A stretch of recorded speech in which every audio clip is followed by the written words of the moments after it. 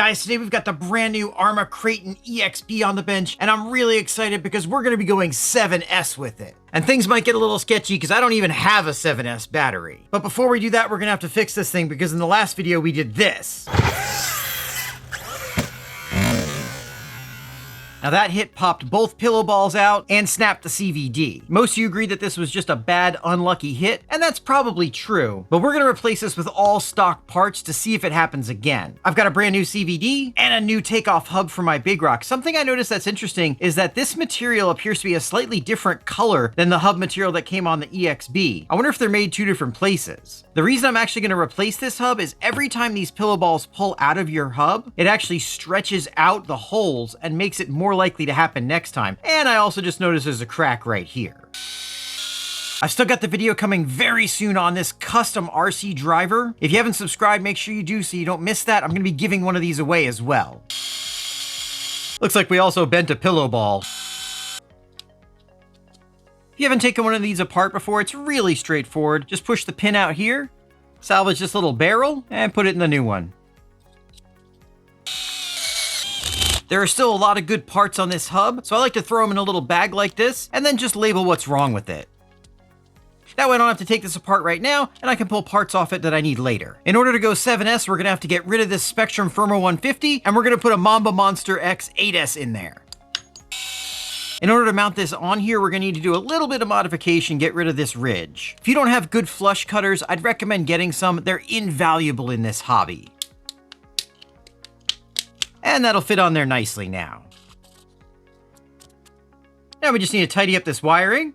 Nice, now we just need to figure out the motor wiring. I'm gonna take these wires and make some temporary adapters. If this works out, I'll make a more permanent solution, but for now, I really don't wanna cut the connectors off of here, and these are not compatible. Perfect, just need to do that 2 more times.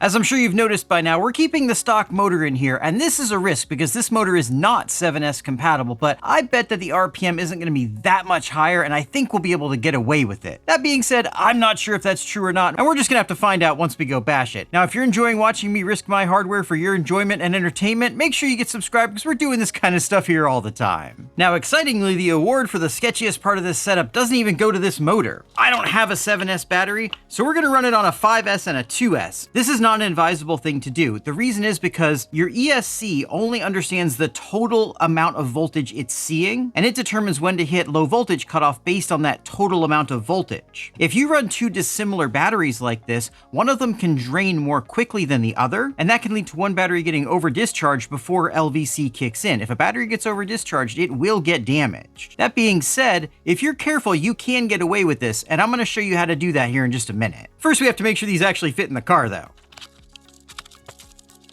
Okay, well, fortunately, it does look like they're going to fit, so we're going to be moving forward with this. Now, if that wasn't sketchy enough, we're going to be using this awesome Y adapter cable I just made. I'm not too worried about it, though, because this is a QS8. It's got plenty of overhead for this kind of application, and this, again, is just for testing. Speaking of testing, I'm not even 100% certain this ESC will recognize 7S. Let's find out. When you make an adapter cable or do any soldering, always double and triple check your polarity on everything before you plug it in. I've been doing this a long time, and I still get it wrong sometimes. All right, here we go.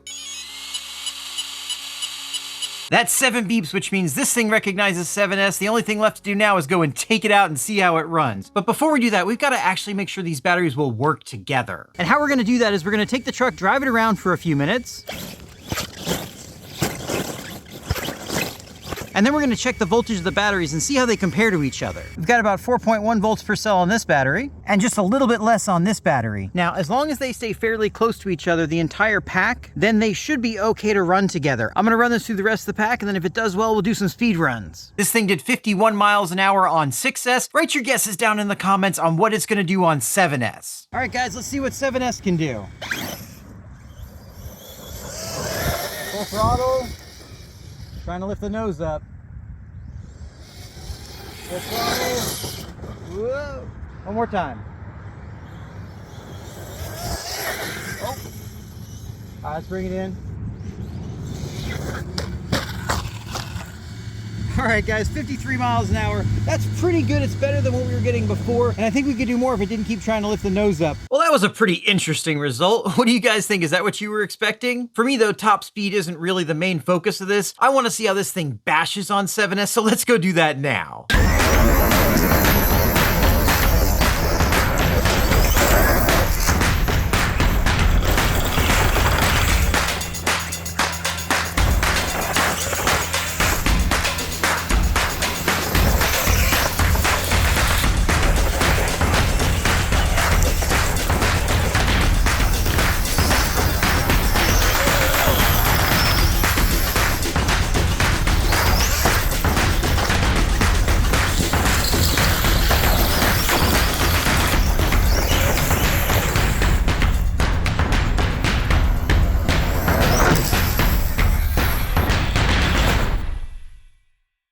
That power really feels good. It feels great bashing on level ground. But I want to see what this thing does in the air, and I want to see if this thing holds together for a full bash session. Let's go take it to the big ramp.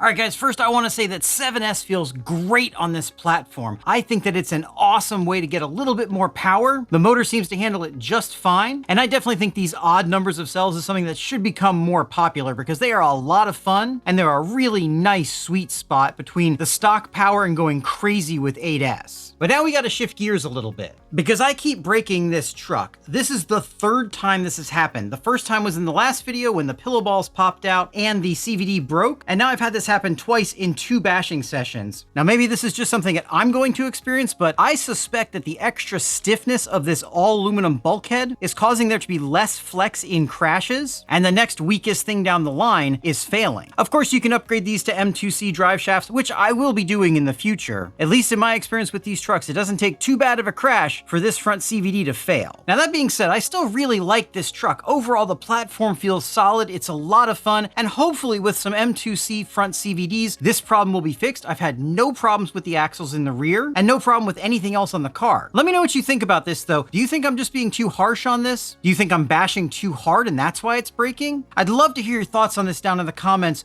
Once you're done with that, make sure you get subscribed, then check out one of these videos.